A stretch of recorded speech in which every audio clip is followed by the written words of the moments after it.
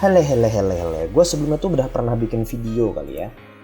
Sebentar, mana videonya ya? Gue cek dulu. Kenapa gue nggak pernah mempersiapkan apapun? 600. Gila, banyak juga gue bikin videonya. Jadi video gue itu yang mana ya? Ya intinya tuh gue ngebahas tentang anime yang baru tayang gitu kan. Dan salah satu yang gue bahas itu adalah ini, Tanmoshi. Ini anime sejelas tanpa celah gitu, gue sebut tanpa celah. Dan situ gue pastikan tanpa celah karena apa? Jualan waifu. Ya, jualan waifu itu tanpa celah sama sekali. Sampai gue mendapatkan sebuah meme yang entah gue nemu di mana ini gitu kan. Dan lagi kayaknya ini udah di-share oleh fanspage dan orang luar negeri, tapi ya itu sama sekali nggak penting. Itu malah membuat judul seperti ini. Anime is already stranger, dengan gaya seperti ini, kayak game apa itu ya? Persona ya, dengan gaya itu seperti game Persona seperti itu. Nah, sebelumnya itu gue juga sudah bahas gitu ya, kenapa anime Tanmoshi itu ratingnya turun terus, dan gue juga lupa itu videonya mana lagi. Sayang sekali kalau nggak persiapan. Nah ini anime cuman modal jualan waifu, dan emang dari awal sudah gue sampaikan ke Lulu pada, emang ini anime emang cuman jualan waifu. Pertama adalah hal yang mendasari gue kenapa cuma bisa jualan waifu itu adalah kebanyakan karakter cewek gitu kan. Anime yang memang nanti itu dari awal itu posternya cewek, dari awal itu nanti ngeliatin cewek, ya semuanya dijual gitu. Karena zaman sekarang itu dunia kapitalisme itu suka banget memainkan mata seorang pria yang lagi jomblo kayak gue gitu kan. Lihat cewek cantik langsung jatuh hati gitu kan.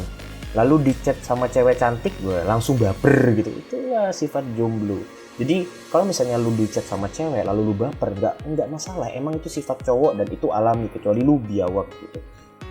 Nah, kalau kita kembali lagi ke sini, kenapa anime ini sudah mulai cringe? Sebenarnya sudah gua bahas juga di video sebelumnya, cuma di sini akan gua bahas sedikit demi sedikit. Yang pertama itu adalah animenya mengusung tema detektif tapi nggak ada detektifannya. Sangat aneh gitu ya. Gua belum pernah lihat anime dengan judul detektif tapi nggak ada kisah detektifnya. Ini kisah detektifnya sama sekali hambar, nggak berasa, cuma numpang nama judul detektif doang gitu kan.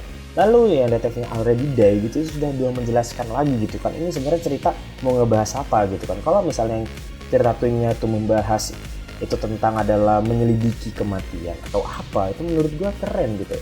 Tapi kalau misalnya ujung-ujung cuma back untuk jualan waifu, itu menurut gua kacau gitu kan. Yang lebih kacau lagi itu tiba-tiba ada VTuber masuk ke anime, itu fungsinya apa gitu kan.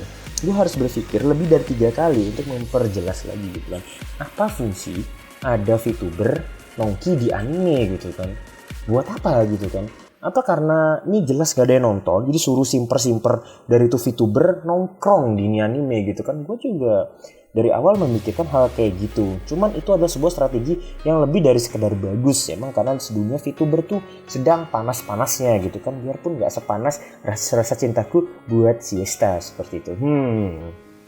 Lalu juga yang bikin greget juga adalah satu hal lagi, desain karakternya yang juga mirip dengan anime lain gitu kan. Siesta mirip Origami, lalu si Yui yang mirip Chunibuya itu siapa lagi namanya, Rika. Lalu ada itulah ya, gue juga sampai gak hafal lagi nama karakternya lah, soalnya gak ada dari mereka, gak ada yang secantik Kosaki Onodera, jadinya gue lupain aja seperti itu. Nah, tapi apakah gue tetap nonton anime? Oh, tetap nonton. Kenapa? Waifu. Lagi-lagi gue harus kasih tahu lu ya, alasan gue nonton anime itu karena waifu.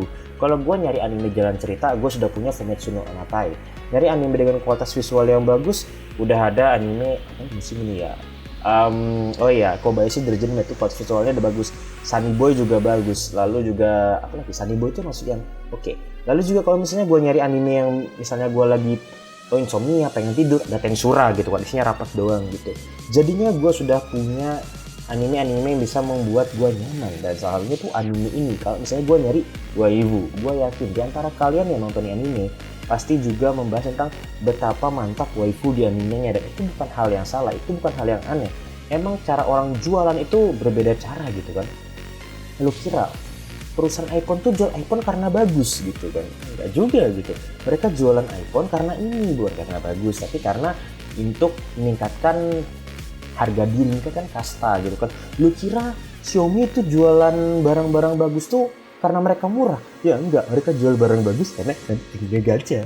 Kalau lu salah beli, siap-siap berjamur tuh kamera. Oh enggak, ini berarti bukan tentang teknologi. Oke lah ya. Oke, jadi kesimpulan apa yang bisa gue bacotin dari misalnya nih anime yang sudah dianggap cringe oleh sebagian wibu yang hobinya cuma pegang-pegang burung dan juga ngebasahin batangnya pakai sabun ya. Simpelnya satu aja, lu yang roasting anime sudah pasti nonton gitu kan. Kalau misalnya lu nge-roasting anime itu harus nonton gitu, nggak mungkin orang roasting anime nggak nonton. Kalau misalnya lu roasting anime nggak nonton, udah jelas lu pasti nggak nonton Fullmetal Alchemist. Soalnya begini, banyak wibu itu nge-roasting anime tapi mereka nggak pernah nonton. Jadi kalau ditanya animenya bagus apa nggak, nonton udah belum, pasti mereka jawabnya nggak pernah. Makanya gua roasting gitu ya kan. Jadi ya teman-teman tuh kalau mau roasting anime, nonton aja dulu, toh nanti juga ganti foto profil jadi foto profil Siesta. Nah seperti itu.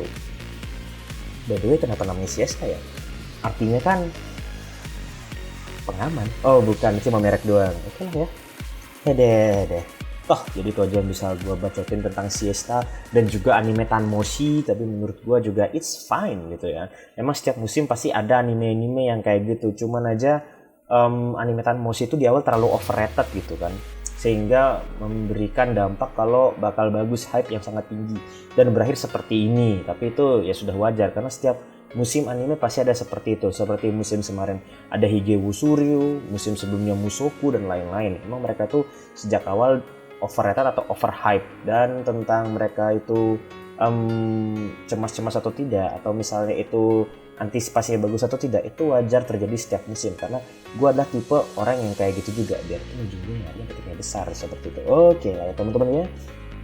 Jadi itu aja yang bisa gue bacotin di video kali ini ya, tentang bagaimana lu menyikapi itu semua. Nikmati aja lewat batang masing-masing seperti itu aja, karena emang anime itu hanya buat mengasih batang lu seperti itu kan.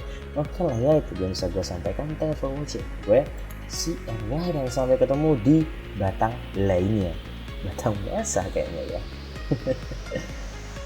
Salam batang basah aja. Apa anda itu?